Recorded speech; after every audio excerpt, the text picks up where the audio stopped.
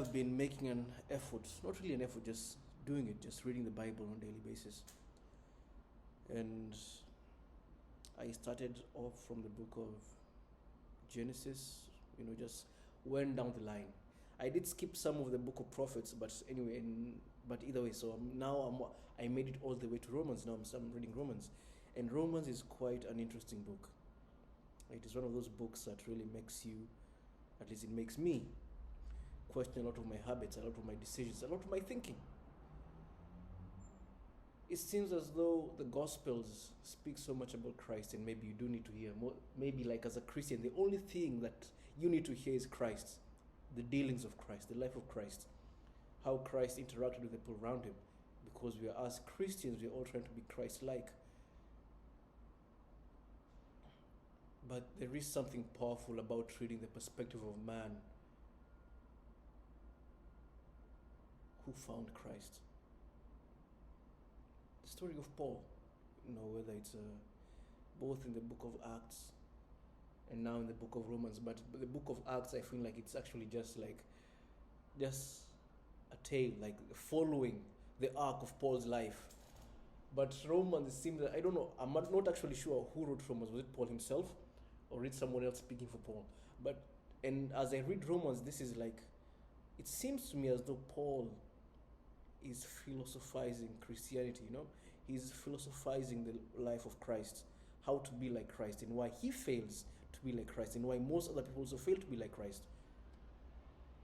And as I'm reading his works, I find that it's very difficult for me to be like Christ. So let me give you just what I read today. What I read today was Romans 13:8, and it goes like this. Well, 13:8 to 13:10.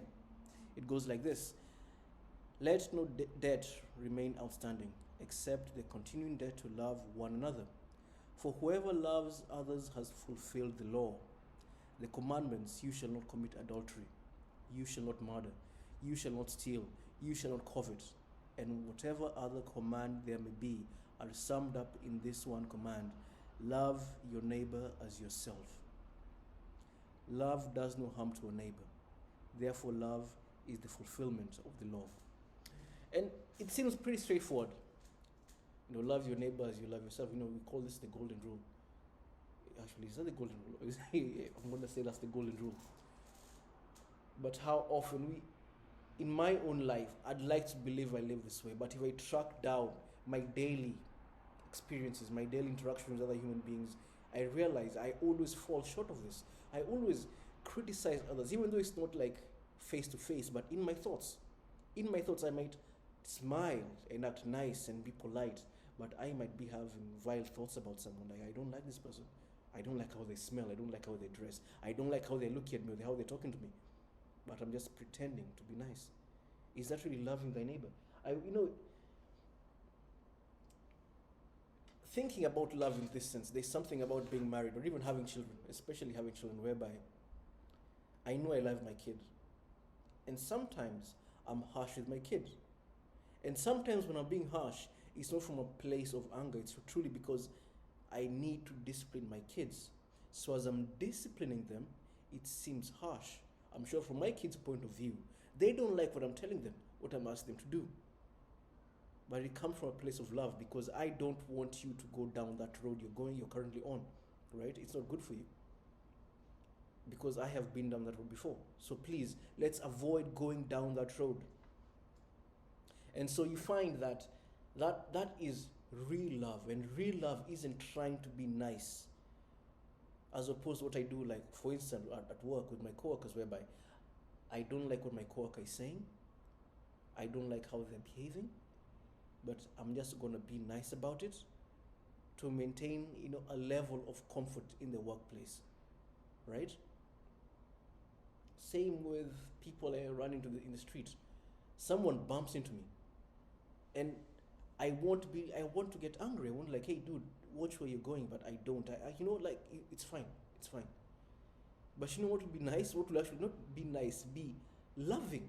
To tell them, hey sir, maybe it will be better if you don't look at your phone while you're walking. Not just for me, but also for you. But I don't do that. So because I think I'm being nice, and this, I think it's Jordan Peterson who said that Do you want to be nice or do you want to be strong? Right? He said that a rabbit is nice, a lion is strong. What would you rather be? So reading the book of Romans is all about questioning everything I think about my own life, everything I'm. Listen to this. Give me 1 second. It's... Listen. So this is Romans 12:9. It goes like this: Love must be sincere. Hate what is evil. Cling to what is good. Be devoted to one another in love. Honor one another above yourselves. Never be lacking in zeal, but keep your spiritual fervor serving the Lord. Be joyful in hope, patient in affliction, faithful in prayer. Share with the Lord's people who are in need. Practice hospitality. Bless those who persecute you. Bless and do not curse. Rejoice with those who rejoice. Mourn with those who mourn. Live in harmony with one another. Do not be proud, but be willing to associate with people of low position. Do not be conceited. Do not repay anyone evil for evil. Be careful to do what is right in the eyes of everyone. If it is possible, as far as it depends on you, live at peace with everyone. Do not take revenge, my dear friends, but leave room for God's wrath. For it is written, "It is mine to avenge. I will repay," says the Lord. On the contrary, if your enemy is hungry, feed him. If he is thirsty, give him something to drink. In doing this, you will heap burning coals on his head. Do not be overcome by evil, but overcome evil with good. Now, this is so challenging. And I guess this is why we talk about being Christ-like. It's like being Christ-like is almost as though you're going against everything in your nature. Let's even assume there was no Christ, that this was just the philosophy of some man.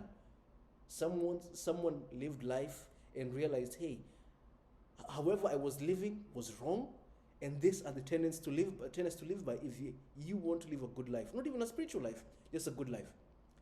If someone who wasn't the Son of God said these things, we will call them, a philosopher king.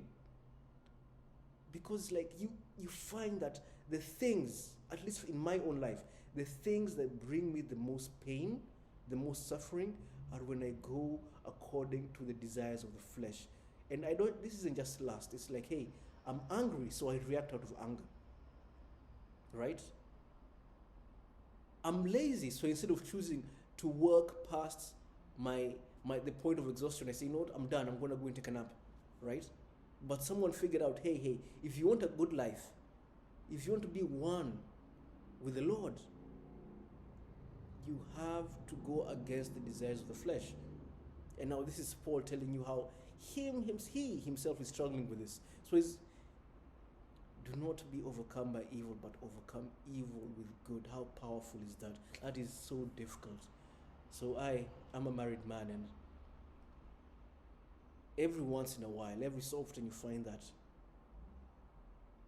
for those who are married, or for those who are dating, if you're living together with your girlfriend or boyfriend, you will find that there are moments whereby you just feel with resentment. And the resentment is something that has been piling up for months, maybe weeks, maybe days. Someone did something small, you didn't say anything about it, and they kept doing it over and over again. You don't say anything about it. And it's just, it's gnawing at your soul. It's gnawing at your soul. It hurts you, right? And at some point, in my case especially, I react in a very negative way. I call out my wife in a very impolite way, in a way that needs not to be done, right? But that is to be overcome by evil. Now, to overcome evil with good will be like on day one. The moment this thing I don't like happens, we'll be tell her, hey, Yumiko, that thing you've done, I don't know why you did that. Maybe if you explain, I'll understand, but it's bothering me. But because I don't understand, it's bothering me. Maybe if you explain to me, I might understand why you're doing whatever you're doing that way, right? And it seems it's very logical and rational right now as I'm speaking to a camera, not to my wife who's frustrating me. But isn't that what it means to go against the desires of the flesh? To do the hardest thing you can do in the moment. It's like David Goggins talks about finding. You have to go into the darkness. You have to find the darkness. And I think that's not true. I think David Goggins found the light. He found the light. Goggins found the light. He found the light in light because he goes against every ounce of desire in his own body. His body wants to stop. His knees are in pain. Like if you had the story, like he had to get like surgery, remove fluid from his knees. I assume his back is probably in terrible pain as well. But he still goes running. He still does this crazy stuff. Like, you have to go into the darkness. No, brother. You found the light. You found the light, and I hope I find the light too. And for everyone who's listening, let's all, open your Bible, man. Read the Bible. That's all it takes. That's step one. Read the Bible, go to the gym. And maybe over time, we will be able to overcome evil with good. We, just like Goggins, will find the light. Thank you very much. Praise be to God.